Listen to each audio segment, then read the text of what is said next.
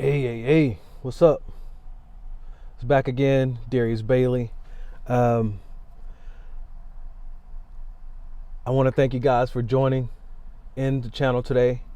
If you're new to the channel, I want to ask that you please subscribe, click the like button, hit the notification bell to be informed of all uploads from my channel.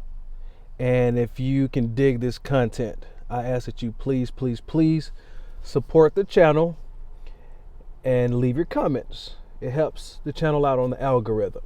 All right, it's going to get in front of a few more people. I'm sitting here at my son's school right now, waiting to pick him up for the day. We're actually going to be headed out to play some basketball right after I pick him up, snacks and all that good stuff. But yeah, I've been thinking about this video here for the last few days, and it's simply telling a part of my story, a chapter in my life from, I want to say, about 23 years old up into, I believe, 30s. Okay. My background before getting into real estate very heavily, or becoming a broker, I spent quite a time as an entertainer, professional actor, short time as a model. Never really dug modeling. But either way, nonetheless, that part of my career aspirations took me up to New York.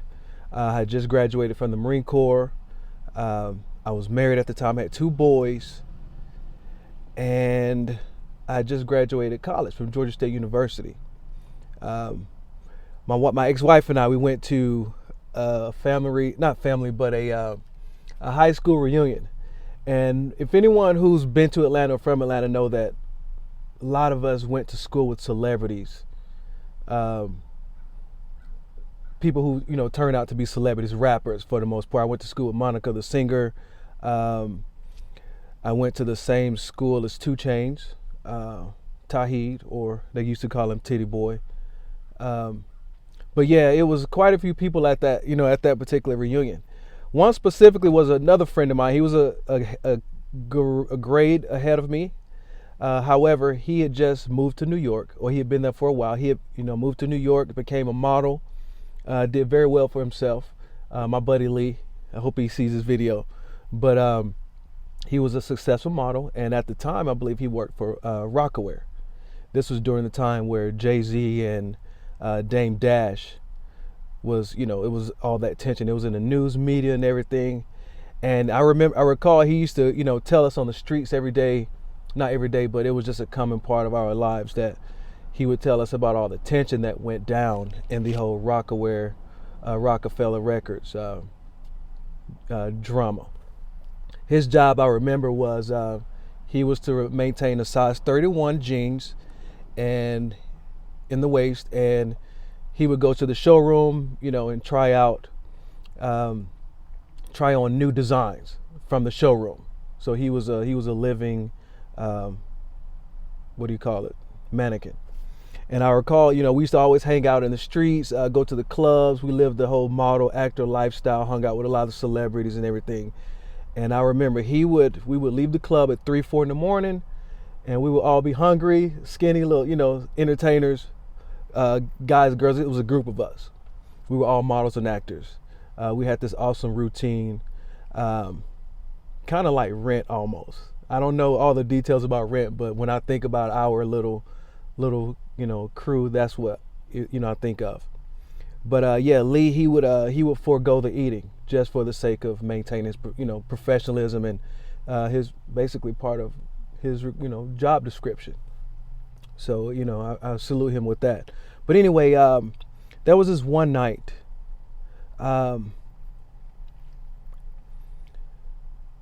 We were in the subway. It was about 4 or 5 of us, 3 guys and I believe 1 or 2 girls. My buddy's sister, one guy's girlfriend. We were on the subway, and that was this guy. We were sitting on a platform, and that was this guy who was trying to be chivalrous. He was on the subway train, and that was this lady running down the steps to get to the train. And we were sitting on the platform actually waiting for our train, because this wasn't the one that we were taking. I believe it was the I don't know. But anyway, the gentleman was the guy was trying to be a gentleman, and he stuck his arm out. He was on the train. He stuck his arm out to stop the car while this lady was running down the steps. And, we didn't think it was, we were going to witness something like this. But anyway, as the car was going by, his arm hit the wall where the platform ends. And needless to say, this is New York, his arm severed. Okay. It was a little, it was a little bit to take in. But either way, the story is, wow. The young lady who was with us, she was what you would call a tree hugger, what we like to call tree huggers, or just, people who like to, look out for the environment. So we are all looking at this and we're just in shock. But somehow she snaps out of it and grabs his arm. All right. She grabs his arm, and I was in the Marine Corps. So although shocking, I maintained a level of, level-headedness, a degree of level-headedness. So she decides she wants to pick it up whether or not we approve or not. So we run upstairs, run outside up to the streets, go upstairs to the apartment, and we're just like, she's taking the lead. So we're actually telling her to just leave it there. It was nothing that she wanted to do. So we ended up following her. We had people from the public following us to see what the hell we're doing with it. We go up to the apartment, door's still open. She's in there calling 911, and we're maintaining, we're staggered in and out of the door. And between the time where she called the cops and they arrive, EMS and all these people arrive, we're just waiting, wondering what the hell is about to happen here. So they get there, cops get there, NYPD gets there, and they're letting the EMS come through, take the arm out, the guy's arm. So the cops remain behind, and next thing I know, we're talking amongst ourselves, and we see them turn her around and put her in handcuffs. All right, she immediately starts to cry. What the hell's going on? And we're thinking the same thing. So they take her away, and we're sitting around like, this. How does this happen in a day? How does this even happen in a day? So we're sitting around waiting. We get a phone call from her a few hours later, and she's defeated. I wasn't on the phone with her, but I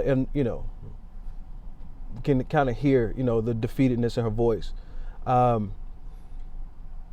And she's like, "Can one of you guys come get me?" None of us drove, so we would have to take the subway to get there. But anyway, they and we're like, "What the hell? Why are you locked up? Why are you what are you being locked? You just did a good deed. We're thinking you just did a good deed, something that we wouldn't have done. So why the hell are you being arrested?" So you guys will never believe what they charged this young lady with. She's telling us, okay, well, they're charging me. We're like, what the hell are they charging you for?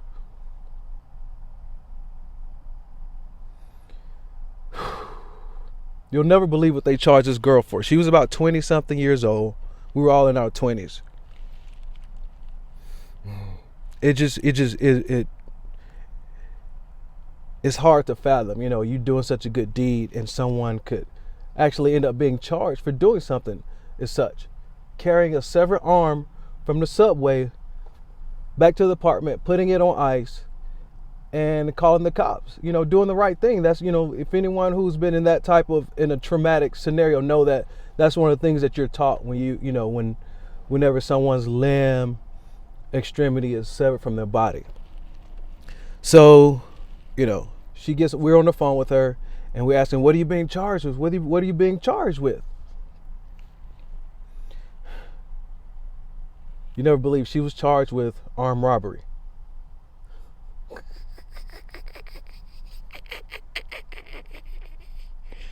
Let that sink in. All right, it's a joke. All right, it's a joke.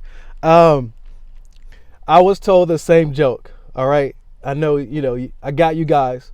I was told the same joke um, as a newcomer to the whole clique, our professional model clique up in New York. My buddy Lee, I believe he was the first one up there of the clique. Everyone else was told that. It was kind of like a hazing joke story. I believe Alaska, was told the joke. Miami was told the joke. And me being from Atlanta, Georgia, new to the city, I was perceived as being the most gullible. So they got me, and it stuck with me, and I was able to to tell the joke and add a bit of detail to make the story believable. But anyone knows me very closely have been told this story, and yeah, everything else is real in the story, guys, other than the whole armed robbery. Okay, it did not happen on the platform, but all the other details, friends, the nature of our little group or whatnot. I was a professional model from 2000, actor model from 2003 to about 2014. I'm going to get into those details and share that little part of my life with you guys more detail. Thank you guys for... Hey there, how's it going? Good. Hey, little guy. Hey, thanks again for everything y'all sending for us. You let me know if there's anything else that you need. Because he could probably tell you those kids that forget snack every single day. Aw. So we really appreciate it. Just let me know, okay? Thank you. Y'all have a wonderful evening. Bye-bye. See you tomorrow. All right. Hey, Daddy. Hey, so I got my little man in the car with me right here. I got my Nutella, and guess what? What, baby? I got a free oat milk cream pie. You did? Free. Oh, where you have it with you? No, I just ate for snack. Okay, so I got my little man with me. Come and say hi to everybody. Right there. Hi guys, I just came back from school. So we're gonna spend some time together, go play ball. Feel free, please subscribe, like, comment, and leave your, please share this video. Till next time, guys. Thanks for watching. Exclamation point. Yeah, B-ball time. Peace.